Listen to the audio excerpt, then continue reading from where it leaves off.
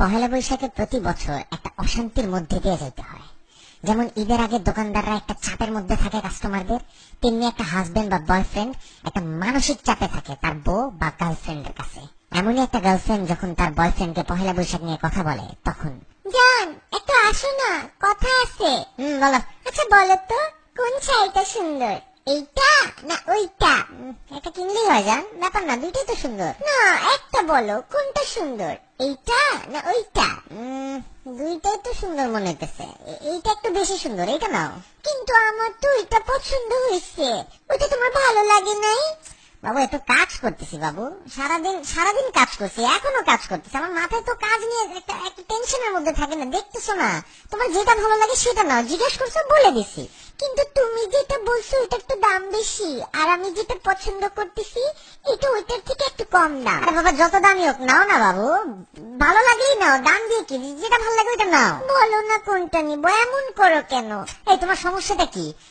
দুই দিন আগে জিজ্ঞেস করলে দেশি মুরগি কিনবো না ফার্মের মুরগি, তোমারে বললাম ভাই তুমি ফার্মের মুরগি কিনো, তুমি গিয়ে কিনে আনলে 4টা দেশি মুরগি 4টা ফার্মের মুরগি, ইচ্ছাটা তো তোমারই পূরণ হইলো তাই না?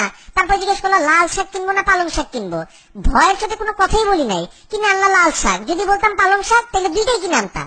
আজকে আবার শুরু করলো শাড়ি নিয়ে, পাইছেটা কি আমারে তুমি? ও মা, একটা শাড়ি কিনবো তোমার জন্য, সাজবো তোমার জন্য, একটু সুন্দর হবো, একটা পয়লা বৈশাখের একটা ফিলিংস আছে না, একটা ঝাঁকা নাকা আছে না, সেটাও কি জিজ্ঞেস করলে দোষ? কথা তো একটা শাড়ি পর্যন্ত লিমিট থাকতেছে না। আমি কি তোমার কোনোদিন জিজ্ঞেসি জান কোন জিন্স পরবো, কালো না নীল, জান কোন টি শার্ট পরবো, হাফাতা না ফুলাতা, জান কোন জুতা পরবো, এইটা পরবো না ওইটা পরবো, জিজ্ঞেসি তোমার কোনোদিন? ভালোবাসি দেখেই তো জিজ্ঞেস করি তোমাকে, এমন করো কেন? জান জিজ্ঞেস করার তো একটা লিমিট থাকে জান, তুমি তো এই লিমিটের গোষ্ঠী উদ্ধার করে ফেলছো। আমি তো ফোন কিনছিলাম কাজের জন্য, কিন্তু আমার মোবাইলটাকে তুমি একটা দোকান বানাই দিছো। কোনোদিন যদি আমার ফোন চেক করো, মনে করবা অন্য মেয়েরা পিক পাঠাইছে, ওইটা নিয়েও একটা গ্যাঞ্জাম শুরু করবা, এটা কে পাঠাইছে, এটা কবে পাঠাইছে, না আমি তো পাঠাইনি, এত পিক পাঠাইছো তোমার নিজেরও তো মনে থাকবে না কোন পিক তুমি দিছো। আমার লাইফটাতে একটা দোকান বাজার বানাই দিতেছো তুমি। এত সিম্পল একটা ব্যাপারকে এত বড় করতেছো তুমি। দুইটা শাড়ির কথাই তো জিজ্ঞেস করছি। তোমার কাছে সিম্পল লাগতে পারে জান, আমার কাছে তো সিম্পল লাগতেছে না। তোমার কাছে দুইটা শাড়ি, আমার কাছে তো 2 কোটি শাড়ি সমান লাগতেছে। বলতেছি এটা কিনো, তুমি বলতেছো ওইটা কেন না, তখন যখন বলি ওইটা কিনো তুমি বলতেছো এইটা কেন না। মানে শাড়ির মধ্যে তো হাজার ধরন দেখো তুমি একটা শাড়ির মধ্যে, তোমাদের মেয়েদের মতন তো এত নিখুঁত চোখ আল্লাহ আমাকে দেয় নাই। তোমার কারণে প্রতিদিন একটা আতঙ্কে আমি বাস করতেছি। এমনি বলতেছো কে?